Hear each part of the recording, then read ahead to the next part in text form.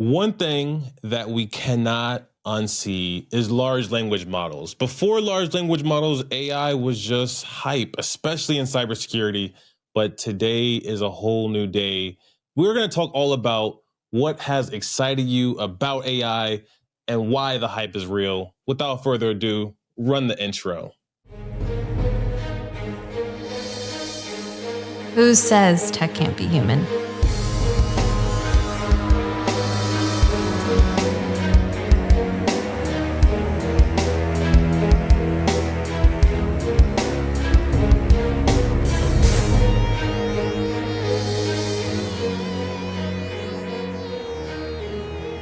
Welcome back to the show. I'm Jen Langdon, co-host and producer at Hacker Valley Media. And today we're going to be talking about how AI currently is used in cyber and really what's on the horizon for AI as well. Let me bring in my fellow co-host and CEO of Hacker Valley Media, Ron Eddings. How are you doing, Ron? Doing great. I'm excited to talk about my favorite topic ever. And I yes, know. ever, AI. AI, I know it's your favorite topic. So let's kind of jump right in. Current state of AI in cyber. We've been to a couple events, this past year, RSA. We've been kind of around the block, a number of different smaller events. And I kind of still get the sense when everybody says AI and they're talking about using AI in their products, that it's really just an LLM. Mhm. So are they just using AI to sound cool? Like, what is going on there? I think we're taking steps. We're taking steps and we're using AI as a whole, not just generative AI, but we're using AI technology, AI concepts. But when we really boil it down to what excites people, what are people talking and tweeting about, it is large language models, especially when you're looking at cybersecurity products. I see this emergence of the co-pilot where you are able to give it language information, English spoken words, and then get back useful information.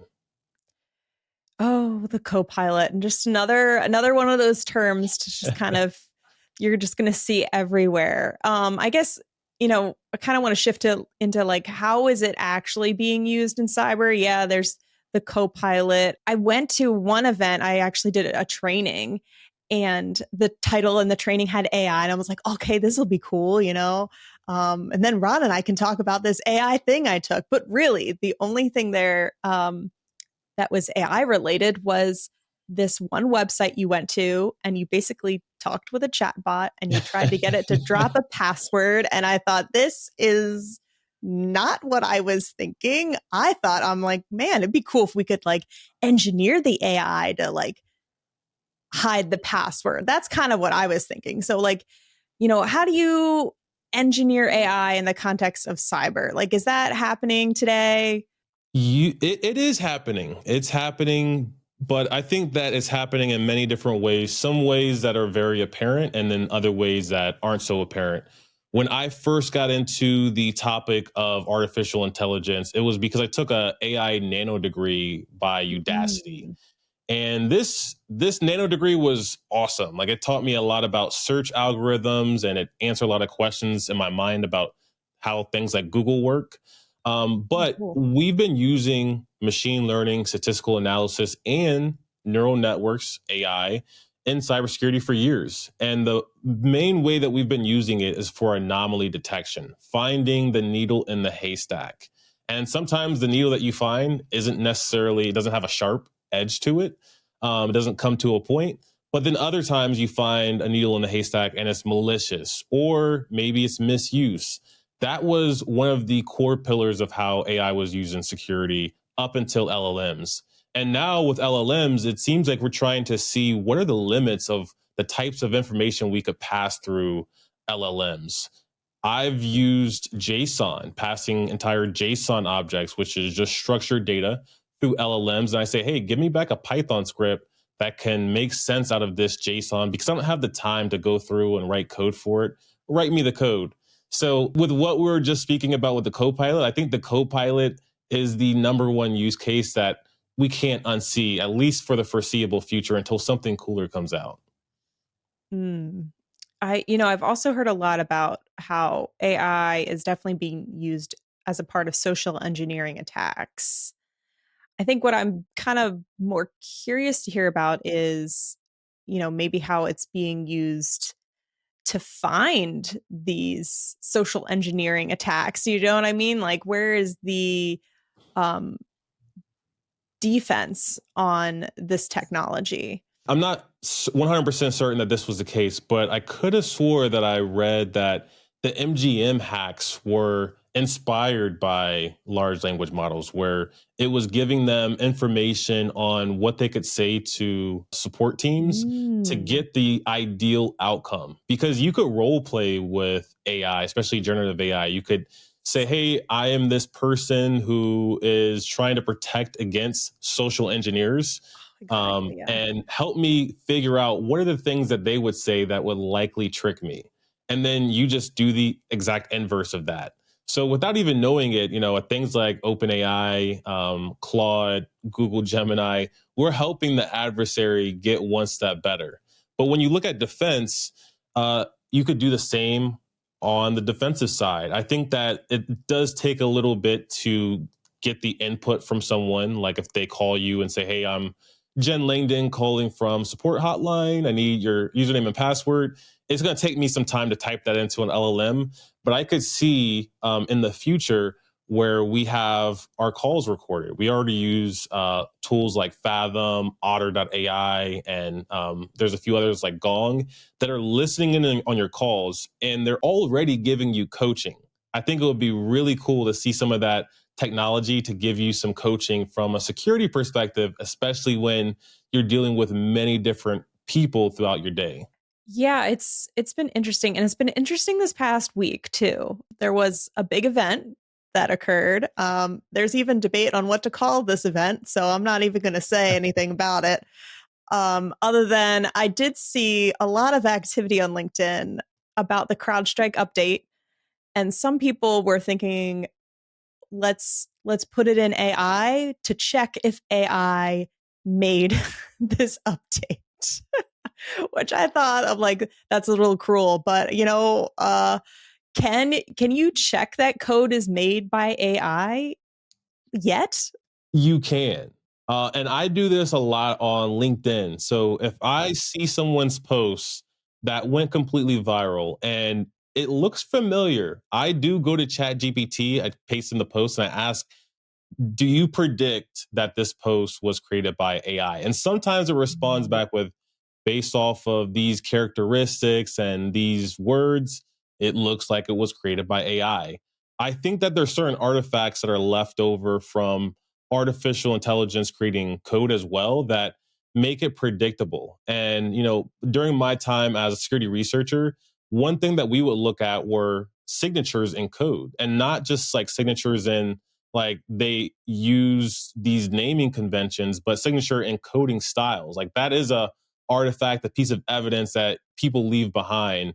When I see someone having a bunch of print statements in their code, it definitely lets me know that it was done by maybe someone junior. If I see a lot of print statements because they're trying to debug, not using a debugger on their code when there may be a better way. So that's like a evident piece of evidence that a junior person has written it.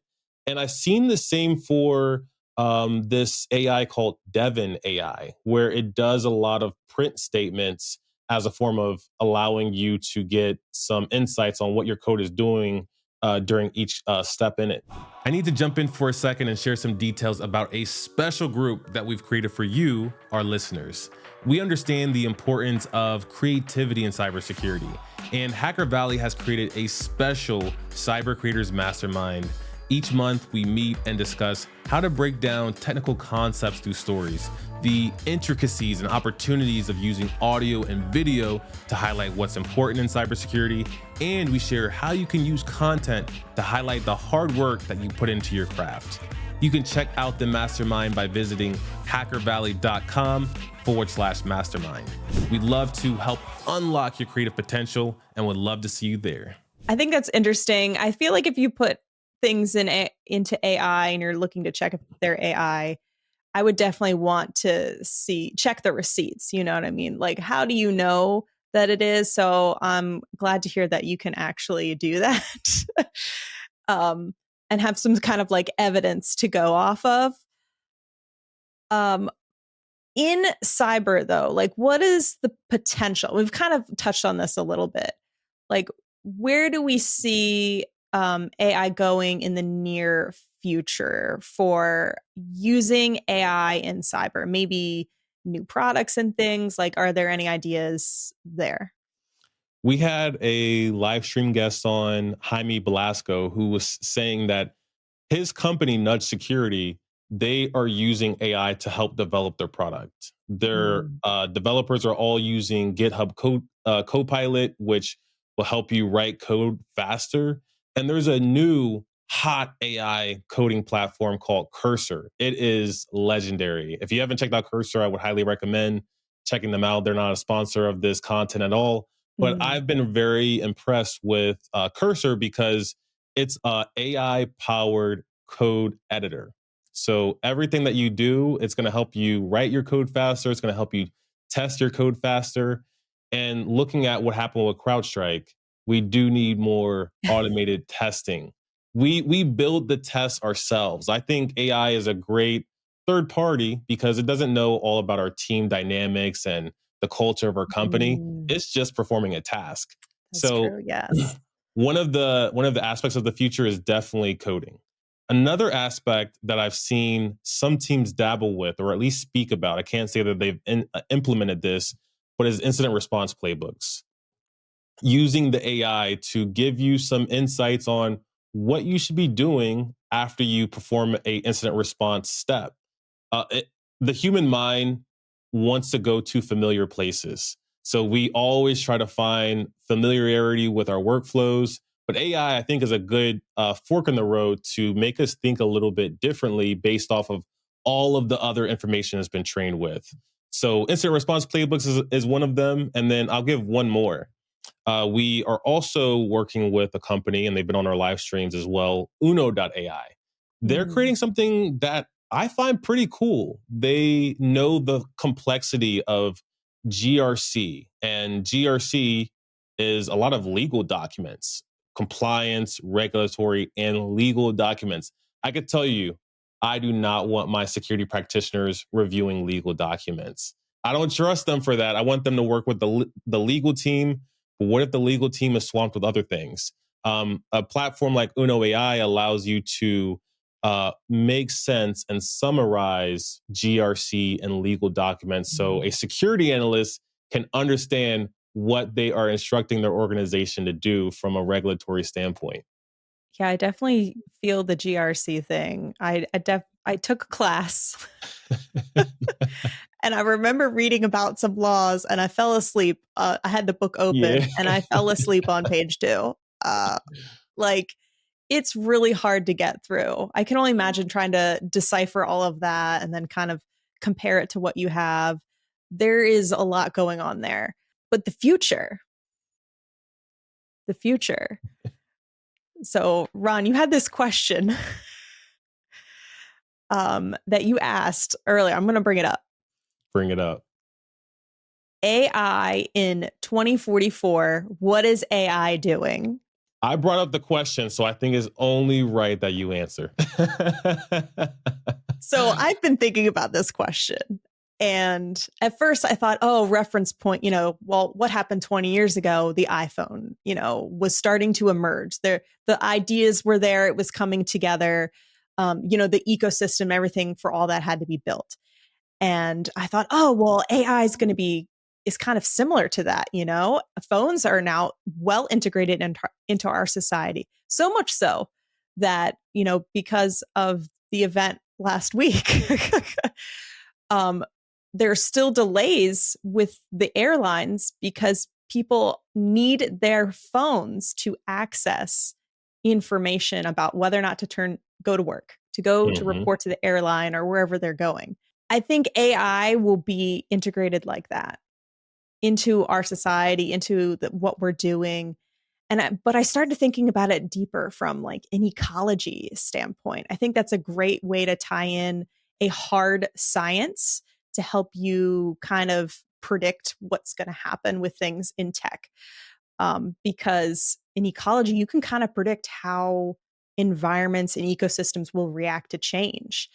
And AI, as it integrates into our environment, is going to change it.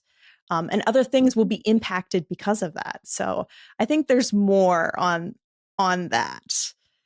Can you imagine how integrated it already is? I'm going to answer the question of 2044, but Mm, imagine how integrated it already is. If OpenAI were to go down right now, there would be hundreds of businesses that are losing revenue. There would be hundreds of customers that are losing the value of the investment that they're making on their products because we're already so deeply ingrained with OpenAI. That's not even including all of the other large language models and generative AI platforms that are out there.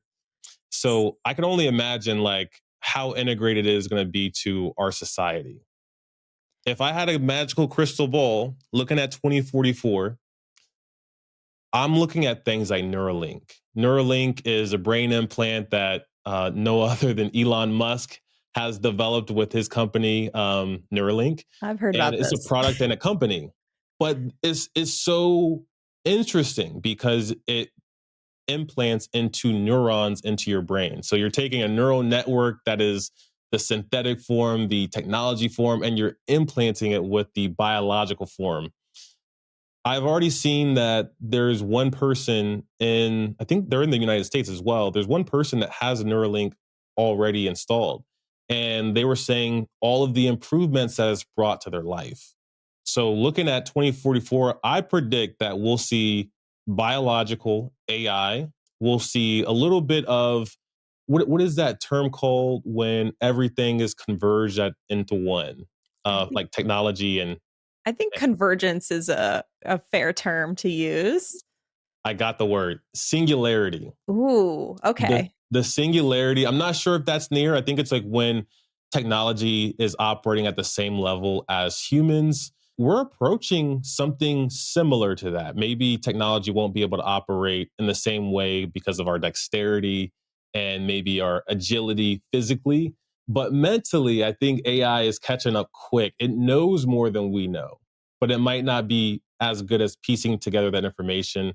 2044, we'll have the ability to piece it together and also download information faster. That's my bet. But the security Mm. implications are going to be crazy because imagine if someone were to take over your entire mind and they're able to control your body and also control your thoughts. That would be very, very scary. I've given a lot of thought to this through the ecology perspective, and there are limiting factors in an environment, right? There's limits to what certain things can do, achieve, a number that it can grow to because there are limits. There's only a certain number of resources. And when I think about I think, well, what is the limit to its potential? And I think Mm. you have the limits are raw materials, the limits are energy. And I'm curious to see how those factor into AI in the future, because we're already seeing evidence now of, microchips being an issue. So I wonder if some of those things couldn't play a role in how that comes about in the future. It will have to. It will have to. We only have so many resources, but the investment that we're making as a society is significant to AI. I've been seeing more news about big companies like Microsoft, Nvidia, Google, and even some banks investing in data centers specifically for AI. Like Wow. not just for compute, not just for storage, but specifically for AI. And that's all that that data center is intended to do. So I think that the resources will ultimately become smaller and smaller, just like microchips have been. Computers used to take up a giant room. And I think over time, we'll see AI systems be so efficient that they'll take up the size of the space of our phones. Well, we'll see. In the meantime, we do have some resources to help you improve or get one step better at understanding or utilizing AI. Ron, do you want to share some of those? Absolutely. So the first tool was brought to me by this YouTuber that I really love to follow. His name is Matt Wolf. But he created this tool called Future Tools. It's futuretools.io, and it has a full list, maybe not a full list, but it has a significant list, an expansive list of many different AI tools that you can use and start to experiment with. And the cool thing about this resource is you could search for AI systems that you're interested in using based off a keyword. So if you're looking for something that can help you build a synthetic voice, you can type in synthetic voice into this search term, and it will bring back all of the tools that they've inventoried for synthetic voices. There was another one I heard of. There's an AI for that, Yeah. which is it looks kind of similar to Future Tools, but I imagine there might be some overlap and some not overlap there. But all good things. From these resources, what would you look at for something specific to help you be better at cyber? From these resources, these are going to help me use the tools of AI. But I think there's nothing like understanding how does the technology work. When I watch famous people all the time, whether it be the one behind me, the late great Kobe Bryant, or someone like Gordon Ramsay, they understand raw materials. They understand the concepts of the game, and then they use those concepts in the form of tools or the form of just ways that they operate. So I think it's very important that we understand how does generative AI work, especially in this context. I would recommend taking some courses. Coursera is a great resource for getting some education. And if you follow us, you're likely on LinkedIn. LinkedIn Learning has a lot of resources as well for artificial intelligence. And there's someone named Jarek Beeson, who's been a guest on the podcast a few times, who has created a course that's really focused on AI and cybersecurity, but from the lens of protecting AI systems. So we shared a number of resources. Where should somebody that doesn't have a lot of insight kind of get started? If I could only give one direction, one piece of feedback, it would be to find an entertaining piece of content. And some people are learners from the perspective of readers, and then some are that like to watch things, and others like to speak.